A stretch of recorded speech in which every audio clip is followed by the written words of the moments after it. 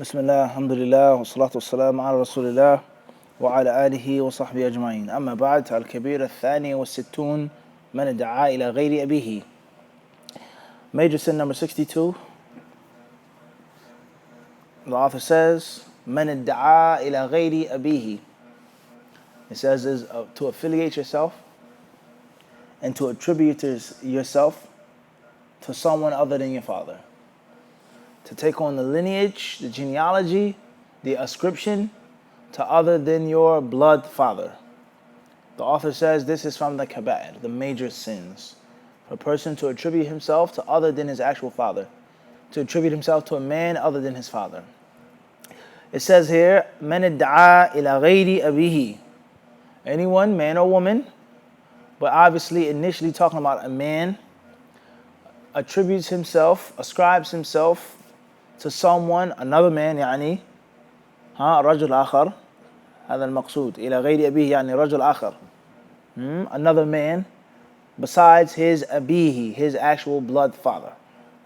From the issues that pertain to this topic, first and foremost is the colonial period and how the different Western European countries conquered most of the Muslim lands, the Islamic lands, the lands that were clearly predominated and ruled by the Muslims, whether it be a subcontinent, whether it be North Africa, whether it be Northeast Africa, the Horn of Africa, let alone Central Africa, the scramble for Africa, la hawla wa la quwwata illa billah, the Far East, Indochina, okay, Arabia, Jordan, all of these different countries, Jerusalem, and the list goes on, the different parts of the world that were one time or another colonized by the Germans, by the Italians, by the Spaniards, Portuguese, the British, of course, the French, of course.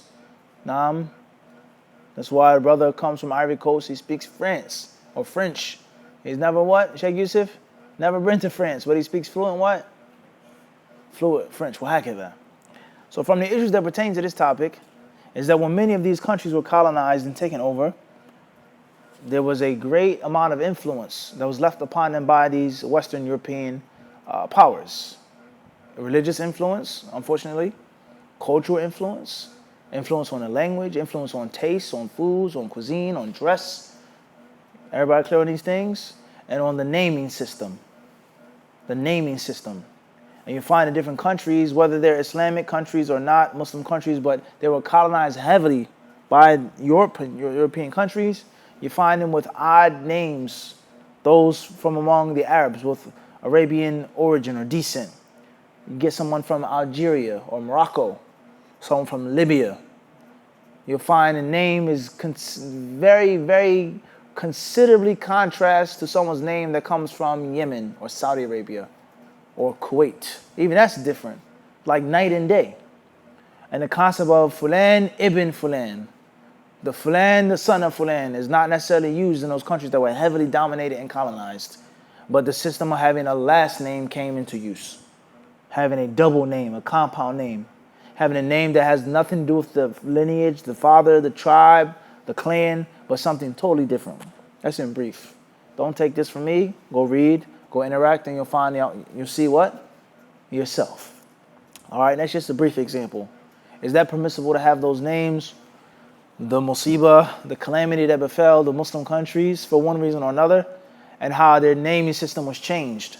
Does that mean, or is that included in being attributed to other than your father? And if you do it willingly, if you don't change it, does that mean you're attributing yourself to other than your what? Your father.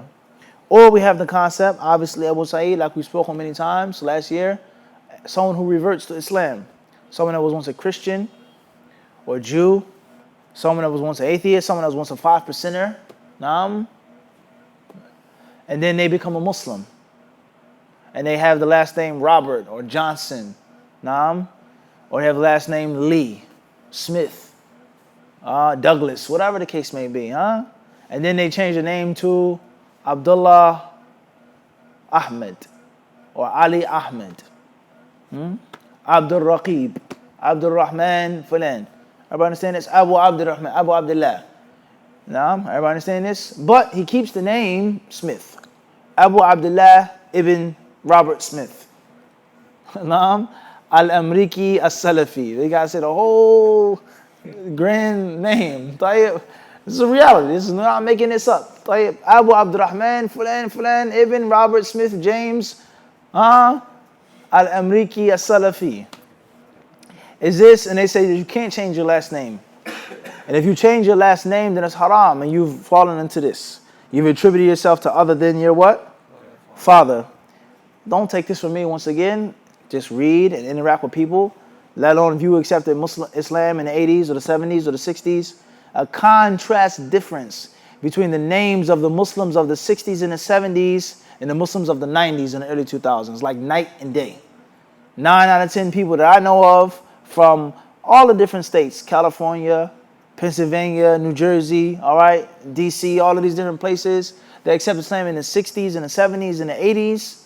They have a total full Arabic name or Islamic name or Muslim name. There is no Ibn, Robert, James, Smith. There's none of that. It's Ali Ahmed Shamsuddin. Everybody clear on this? That's a full name. Everybody understand this? Full Arabic, Muslim, Islamic name, whatever the case may be. And those who accept Islam in the early 90s or especially the mid 90s, late 90s, early 2000s, you have the first name that's Arabic, Abdurrahman ibn James. But you have to keep the original last name. Why is this? It's a long discussion in itself. Is that included in this? Is it permissible to change your last name? Is Smith or James or Johnson, is that the name of your father?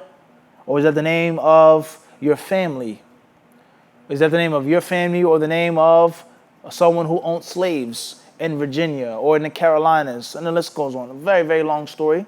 And also it's a very important part of American history. And this is off the topic, but this is something I'm going to say, not to offend anyone. But it's very important to read American history. All history, especially American history. And if you don't read American history, all of it, not only are you in danger, not only are you bound to repeat it, not only are you bound to fall victim to being duped and swallowed up and sucked up into capitalism, or being swallowed up into Islamophobia and this and that and being afraid, and it affects the fiqh and the fatwa, not knowing the history of America. Everybody understand this? But you also may disrespect someone and look down upon someone that you have been commanded to give respect and honor to. As Aisha radiallahu anha was quoted to have said, "Umirna an nunazzil an-nasa manazilahum." We have been commanded to give the people their proper status. And if you don't read American history, civil rights movement, Islam in America, you're definitely not going to give the people their what? Their right status. You're going to look down upon someone and be disgusted at someone that in actuality was a cause by Allah's permission for you to be in America. And to have your own property and liberty and freedom and rights and respect and wealth and a big fat bank account. And if it wasn't for this person that you totally despise, there would be no what? There will be no mass migration into America. So this is a very important part of American history. We don't go on that, what? Too long, but that's important. Not just for that reason, but for what? All of those reasons. Reading history in general, let alone American history and the history of this country and the different schisms and political groups, Republican, Democrat. People say Democrat. Back in the day, it was different. They voted for, it's long story. Christians, Jews, Catholics, evangelists, Baptists, all these different things that we see and come across today, where did it come from? This is very, very important, how this country was sculpted and architected into its 2017 figure that we see today. And many people, they're pleased with it and they're duped with it. Oh, this is beautiful, America. And they don't know the reality of history. They don't know what? The reality of history. All the stuff that's going on now, nothing is new. Everybody understand this? Whether it was the Jews and how the Jews were treated in America, in the South, how they were boycotted. The Christians hated them. Okay, the Chinese and the Western states, the railroad construction. Everybody understand this? It's not just blacks. And the list goes on with regards to the different people that went through things in America and had to struggle and suffer for the things that they have. It's the reason why things are today, because of what? How they were in the past. Read the history of these things, guys, and don't just be fooled. The Japanese Americans during World War II, what happened to them? Where did they go? Where were they sent? Everybody understand this? Jim Crow laws, and the list goes on. You have to read these things and study these things for what? Your life in 2017. Not to get stuck on the past, not to get trapped in the past, as many of us do. but to understand what's going on now and what's in most cases going to happen what? In the near future, to protect yourself and the other wisdoms as well. So therefore, when a person accepts Islam, does he have to keep his name, Robert Smith? Do I have to be Abdullah Smith? Or can I change it to Abdullah Ahmed? Does that mean I've attributed myself to other than my father? Does that mean that? Everybody clear on this or not? Can you attribute yourself to your mother? Take your mother's last name. Or if you don't know your father, or your father was illegitimate. Now, there are many, many different issues that pertain to this what? This masala that we've explained in our classes on Lulu Manajan and Kitab al-Iman. Alhamdulillah, that's on the channel. Everybody understand this? We explained this last winter, Abu Saeed. Tayyib. Food for thought to think about this. And there are many people who have misunderstandings with regards to the naming process. With regards to accepting Islam, you have to change your name. You can't change your name. It's okay to keep your name. It's not a good thing to get an Arabic name. You shouldn't have an Arabic name. You shouldn't grow a beard. You shouldn't have your pants above your ankles. You shouldn't wear thobe. You shouldn't wear kufi. Dress in your normal pants and slacks. Keep your American culture 101%.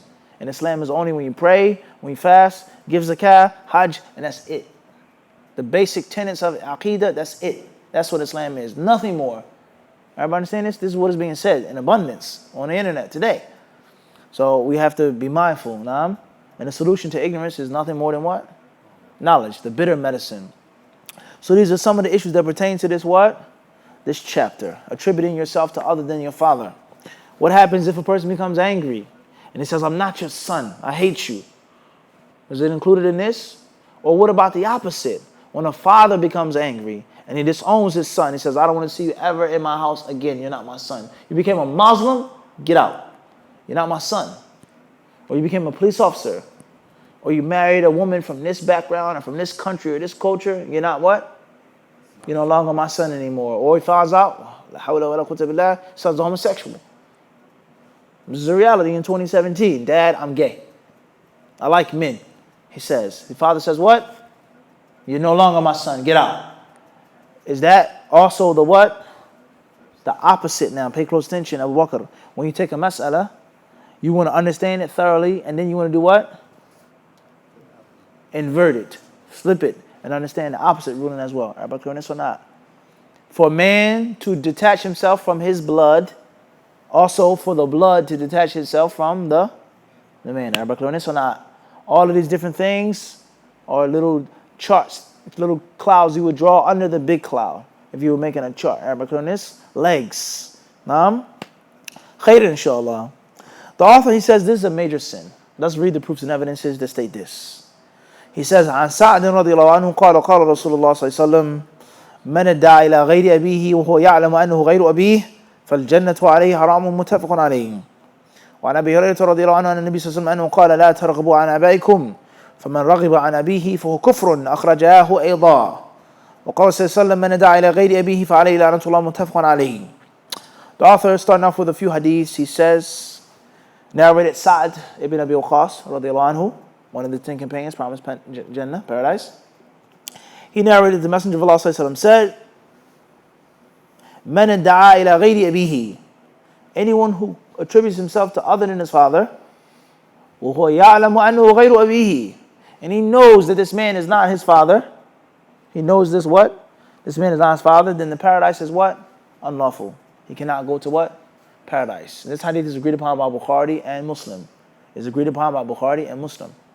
The hadith clearly tells you, listen carefully, as the ulama they say, in al-alfadha qawalib al-ma'ani. They said that the wordings of the text is the actual qawalib, the actual loaf of bread in which the meaning is hidden. The qawalib, the qalib, the thing that actually contains the actual meanings. Everybody understand this? The hadith says, وَهُوَ يَعْلَمُ أَنَّهُ غَيْرُ أَبِيهِ. He says, and he knows that this man is not his father. That does not necessarily, or that cannot necessarily be applied to a name, a compound name that you get. I'm not saying that Ali is my father. I want to take on a Muslim attribute. My name is Abdullah Ali. Everybody clear on this? And he's not saying what? That Ali is my father. So obviously this first hadith does not necessarily what? That's not going to fit in that space. Everybody clear on this or not? That's not going to what? That's not going to fit. The hadith itself is lucid in what's meant. Saying that someone is my what? Father. And he knows that he's not. That has nothing to do with a name. Everybody clear on this or not? So we see the mistake and the error often comes in not reading the basic text. And sometimes, as we said before, some people they get so caught up in the sharh, the ulama, the explanation. They do not focus on the actual what? Metin. About clearness? As a tulab al-ilm, we would do in Medina all of the time. Instead of reading explanations, we read explanations, sit in the classes, sit and learn and study, but also just pick up Sahih Bukhari and keep reading it over and over and over and over and over again. Just keep reading it, what? The Metin of Tirmidhi, what? قال المؤلف, no sharh, no taliq, just qira'ah. Everybody understand? It's a dip of this and a what? A dab of that. Khairan inshallah. Next narration is the Abu Hurairah's narration. The Messenger of Allah sallallahu alaihi wasallam, he said, لا ترغبوا عن آبائكم. Listen carefully, Abu Sa'id. The hadith says, لا ترغبوا عن آبائكم. It says, do not wish for other than your fathers. Do not want other than your what? Other your fathers. من رغب عن أبيه فهو كفر. Anyone who wants other than his father, someone other than his father has made what? Kufr. Clearly stating what? Father. And not necessarily a name. Everybody understand this? Not necessarily what? Everybody clear on this? So this is listen very carefully, guys. Moving forward. The third hadith, he says that's in Bukhari and Muslim as well. The third narration, he says, من دعا إلى غير أبيه فعليه لعنة الله. Anyone who calls himself to other than, and he claims that it's other than his father, the curse of Allah is upon him. The curse of Allah is what? Upon him. And this hadith is also agreed upon. It's the narration of Ali. The hadith clearly is talking about what? Talking and saying that someone is not your what? Father. And is not here, not necessarily talking about what? The concept of a what? A name. Especially if the naming system is not based off of Abdullah ibn Kadha. Everybody understand this? Some people have names like that. My name, by birth, Muhammad ibn Munir. But everybody doesn't have that. And most people in America, what? They don't. What's your name? Salih Bacchus. Bacchus the name of your father? No. Of course not.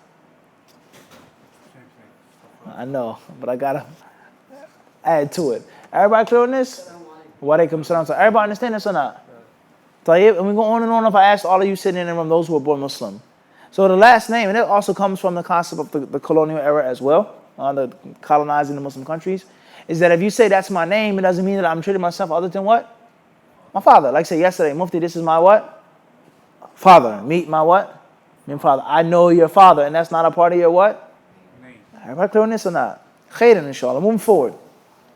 The author says, وعن يزيد بن شريك قال رأيت علي رضي الله عنه يخطب على المنبر فسمعته يقول ما عندنا كتاب نقرأ إلى كتاب الله وما في هذه الصحيفة فنشرها فإذا فيها أسنان الإبل وأشياء من الجراحات وفيها قال رسول الله صلى الله عليه وسلم المدينة حرام ما بين عير إلى ثور من أحدث فيها حدثا أو آوى محدثا فعليه لعنة الله والملائكة والناس أجمعين لا يقبل الله منه يوم القيامة صرفا ولا عدلا ذمة المسلمين واحدة يسعى بها أدناهم فمن أخفر مسلما فعليه لعنة الله والملائكة والناس أجمعين ومن ادعى إلى غير أبيه أو انتمى إلى غير مواليه فعليه لعنة الله والملائكة والناس أجمعين لا يقبل الله منه يوم القيامة صرفا ولا عدلا متفق عليه.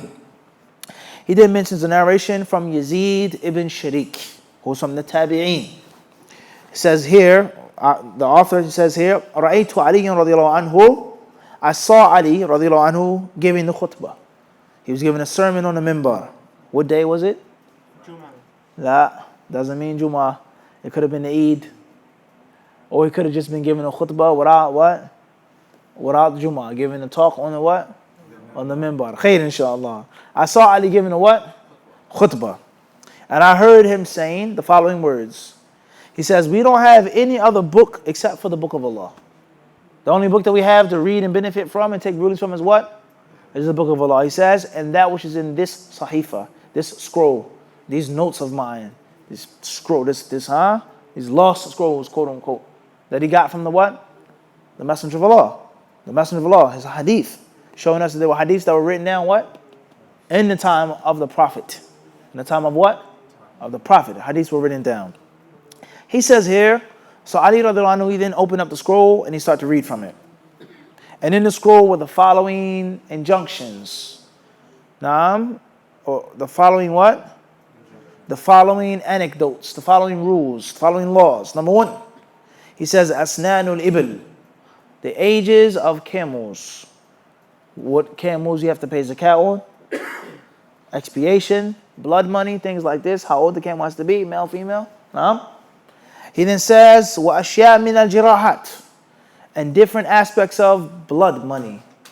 Different aspects of if you knock someone's tooth out, if you poke someone's eye out, if you kick someone in the groin and you destroy their sexual organ.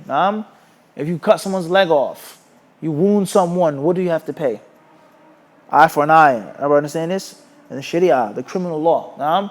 If you poke somebody's eye out, how much do you have to pay? Everybody clear on this? If you destroy someone's beard, if you put something on someone's face and his beard never ever grew back again, what would you have to what? Everybody clear on this? Waliyadhu billah, if you made a man sterile, waliyadhu billah, in the hospital, surgical procedure or castration, whatever, what would you have to do? Would you ever clear on this? In the Islamic Sharia, eye for an eye. Everybody understand this or not? He then says, and it also stated that the Messenger of Allah said, Medina is sacred. He says Medina is a sacred city. From the Ayr mountain to the Thawr mountain, from one point to the next. Anyone who's been to Medina, he sees a section of Medina that's sacred. And not every single part of Medina is necessarily considered what? Sacred. They have signs which says you're outside of the what? Sacred area, hunting an animal, so on and so forth. Non-Muslim, whatever the case may be.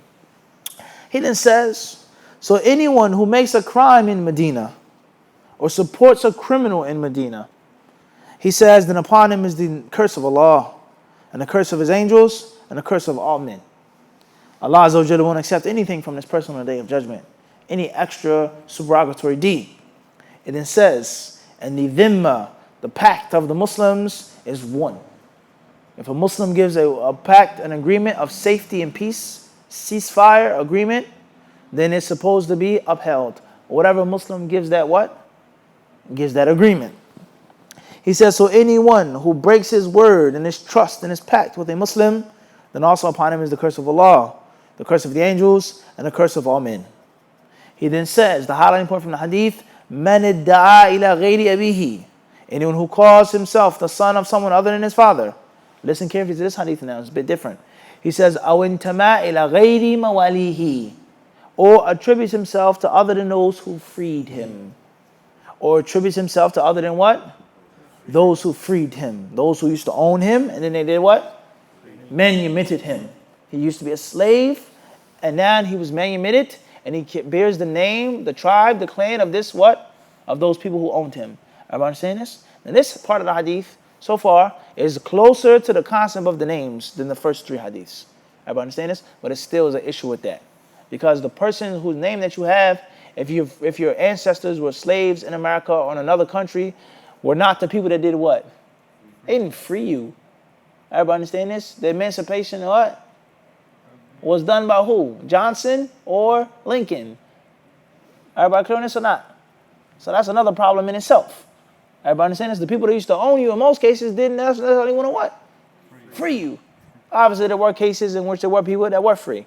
Everybody understand this? Khayran, inshallah, whether they were Native Americans, Cherokees, whether they were people of African ancestry, of native ancestry, indigenous ancestry, that's a long, long debate in itself. Where do black people in America really come from? Do they come from Africa? Or were they in America? That's a long issue. We're not going to get into that right now. Or whether they were indentured servants, Irish and Scottish. Everybody understand this? Moving forward, the hadith then says, anyone who attributes himself to other than his mawali, those who used to own him, he says, those who manumitted him, he says, then upon him is the curse of Allah, the curse of the angels, and the curse of all men. And on the Day of Judgment, Allah will not accept anything from him. Allah will not accept anything from him. And this hadith is also agreed upon. The author then says, وعن أبي ذر رضي الله عنه أنه سمع رسول الله صلى الله عليه وسلم يقول ليس من رجل دعا إلى غير أبيه ويعلم إلا كفر ومن دعا ما ليس له فليس منا وليتبوأ مقعده من النار ومن دعا رجلا بالكفر أو قال عدو الله وليس كذلك إلا حار عليه متفق عليه واللفظ لمسلم ومعنى حار رجع. The last narration of the chapter is reported by Abu Dharr radiallahu anhu. He says, I heard the Messenger of Allah saying, anyone who calls himself or attributes himself to other than his father has made kufr. while he knows that it's not true. And anyone who claims to have something that he doesn't have is not from us. Claims to have mastered something or owned something or saw a dream or whatever that he really didn't or doesn't have is what? So fronting is not from the what? It's not from the sunnah to front. This is a reality, guys. It's not from the what? It's not from the sunnah to front. To act like you got something which you really what? What you really don't. Totally opposite. And Allah help us all. Everybody understand this? As it says, men, khair, moving forward. Sticking to the text. It says here, and let him take his seat in the fire of hell. Let him take his seat in the fire of hell. And anyone who calls another man to be a kafir, or he says, oh adu Allah, oh enemy of Allah, walaysa kadhalika, and that's not the case, it will flip back on him. It will what? It will fall back upon him. This hadith is agreed upon, and the wording belongs to Imam Muslim. These narrations clearly show us that it is a major sin to call yourself the son other than what? Your father. Obviously, not speaking metaphorically, not speaking in an honorable term. You say, this is our sheikh, we are his sons. The sheikh says, you are my abna. Everybody understand? It's something like this. Or let's say you have a nephew or step-nephew. I see Abu Sa'id's kids, Sa'id and Juraj, Jassim. I say, come here, son. You give him a pat on the head, you give him a couple body shots, you play with him. Obviously, I'm not saying he's my blood son, but meaning a young boy that's like my son. My nephew, come here, son. Sit down. What's bothering you? Whack at that. Everybody understand this? That's not included in this. That's not what? That's not included. It's your uncle calling you son or sonny. Everybody understand this? But you thinking or calling someone who isn't your father, your what? Your father. Everybody understand this? Khair, inshallah. Also, last but not least, a very big problem in America, especially in the urban city, inner city, is the concept of what? Illegitimate children. The concept of fornication and adultery. The concept of having children without wedlock, outside of wedlock. And you have a child from Jahiliyyah, a son, a daughter, 2 sons, 2 daughters. Now you're a Muslim. You accepted Islam, alhamdulillah. You accept Islam on the streets, you accept Islam in jail. Al-Muhim, you're a Muslim. You're trying to practice the deen, you're trying to learn the sunnah, you're trying to follow the way of the salaf. You're trying to do your best. And you have children from what? Previous situations. Are they your children? Do you have to provide for them? Can they call you father? Or is it, it's not my child? I don't have to pay no child support. I don't have to be at their graduation because it's what? Not my child. Now, we know that whether this is the ruling or not, Abu Sa'id, that a lot of brothers are going to say this just because of what? Convenience. Because of what? Convenience. That's not my son because what? It's from zina. Allah Alam, if the child became a famous musician or a composer or a scientist or a basketball player, you'd be at the game, what? Go, son. I knew you could do it. Everybody understand this? So you have to be mindful of this. And we have to be very careful of the different fatwa and the different rulings that we read in books and translating things like this. All right, with regards to the specific tailor-made issues that need to be issued for people in Western countries living in minorities. We don't go extreme. We do not disrespect the ulama. We do not disrespect the classical Islamic scholarship and say that there's nothing that's good that comes from the East, the Middle East. Nothing good come out of Saudi. That those fatwa are not for us at all. We don't do that. That's extreme. Nor are we on the other side of extremism who say that we take something that's specifically for Saudi Arabia, the Saudi Arabian culture, and then apply it to the T, to the tooth in Jamaica, New York. Obviously, that's not wisdom. That's not correct. We are minorities. We do not speak Arabic. We are first generation, second generation Muslims. We do not have infrastructure. We do not have political, and the list goes on. So that's obviously clear stupidity. The people go on the other side of extremism and wish to make Jamaica, New York, Medina, Saudi Arabia. And have you not walked outside your house and saw what's going on? When you drive to work, if you even have a job, are you living in a bubble, a fantasy world? This is New York City. It's Philadelphia. This is Baltimore, Maryland. You are the minority of the minority of the minority of the minority. A practicing religious Muslim trying to do the right thing. You're going to work with people from Turkey. You're going to work with people from West Africa. You're going to work with people from India, from Pakistan. They're going to look down upon you for having a beard. They're going to like, why are you trying to pray 5 times a day? You're making us bad. You're making it hard for all of us. Oh, brother, you don't have to do that. No, that's not. You don't need to do that. This is a reality. This is real life. You are the stranger of the strangers. So we have to understand that there are certain rulings that are specific. Everybody does not come from a Muslim background. Everyone does not come from the Middle East. Everyone does not come from a long lineage of Muslim scholars and mujahideen. There's some people that I used to be a Christian. I used to be a Hindu. I used to worship idols. Islam is a new thing. So there has to be a what? A balance in the middle. With regards to the rulings of illegitimate children, do you keep them? Because that's chaos. If you just tell all of these people, none of them are your children. We already have a problem with fragmented homes, single parent homes. Now this what? The fatwa khalas. So just make zina, have kids, and then what? Walk away. This is what has happened. Everybody understand this? And unfortunately, we live among people who are so ignorant. They say things like, oh, well, you shouldn't be doing classes. Just translate the speech of the scholars. Just translate to the people, take from the scholars, so on and so forth. So just to translate a book or to read a book, do you need any fiqh, Abu Bakr? Or just to read it, and that's what's going to benefit the people? Or do you actually need fiqh and fahm and understanding of the ulama? Which are the two? Let alone who's the guy that's translating? Where did he study Arabic? Where did he study English? I remember saying, where did he what? So this is a sad reality, and most of these people, those who are sincere from among them, they've been tricked mentally. And that's why the situation is in America. You need understanding of the culture, of the time, and of the place.